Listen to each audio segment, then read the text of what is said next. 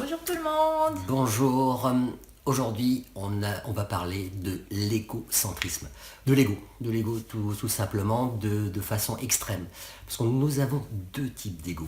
Le premier, que beaucoup connaissent bien entendu, c'est la personne qui se met toujours en avant, qui va avoir les plus belles choses et qui se nourrit des autres aussi en disant waouh, ouais, tu es super, ah, tu es magnifique, etc. Et qui recherche ça tout le temps. Ce type d'égocentrisme, on le connaît.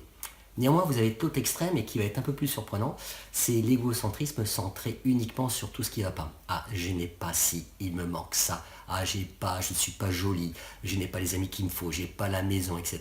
Et bien entendu, on a tous les gens qui nourrissent tout ça, bien entendu, en disant tu as raison, tu n'as pas le mari qu'il te faut, tu n'es pas, effectivement, tu manques ci, tu n'as pas ça, etc. Donc les deux formes, c'est de l'égocentrisme à l'extrême. Je veux me valoriser tout le temps et je me dévalorise tout le temps. Voilà ce que je pense, et puis on va demander à Katia ce qu'elle en pense, elle, par rapport à ces deux extrêmes.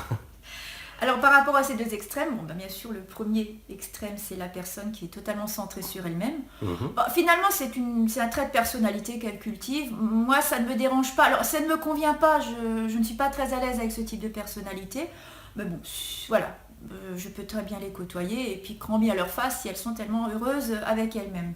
Avec le deuxième type de personnalité dont Fabien vient de parler, c'est un peu plus compliqué au quotidien pour chacun d'entre nous, puisque finalement c'est une façon beaucoup plus manipulatrice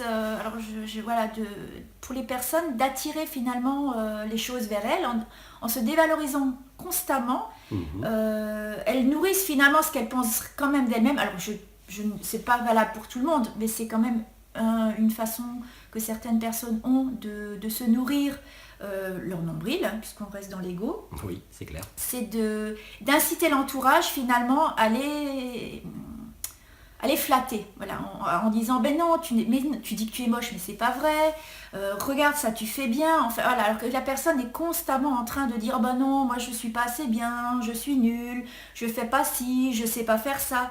Et donc l'entourage systématiquement est monopolisé ou manipulé pour valoriser ces personnes. Donc on ne se rend pas forcément compte qu'effectivement c'est une forme d'égocentrisme. Alors voilà, donc si vous rencontrez ce type de personnalité, je vous invite pas forcément à rentrer dans son jeu. Non, surtout pas. De poser les choses et peut-être de l'inviter justement à se dépasser elle-même et à prendre des initiatives pour se prouver que finalement elle a les mêmes capacités que chacun d'entre nous. Donc voilà un petit peu mon point de vue sur le sujet de l'égocentrisme qui bien sûr mérite d'être développé à un autre niveau. Tout à fait. C'est toujours question de poids et de mesure. Donc d'équilibre par rapport à ça. Donc on ne peut pas être dans les extrêmes. Ce qu'il faut c'est trouver un certain équilibre avec l'ensemble. On peut se mettre un peu de temps en temps en valeur, ça fait du bien. On a de temps en temps des défauts, mais c'est également d'accepter le retour des personnes qui pour vous faire progresser ou faire rendre compte de certaines choses. Donc voilà ce qu'on voulait aborder. De toute façon, il est nécessaire que nous soyons tous un peu égocentriques pour pouvoir se faire confiance et s'aimer suffisamment soi-même. Tout à fait. Mais dans une juste mesure. Toujours la justesse. Merci, à bientôt. Au revoir. Au revoir.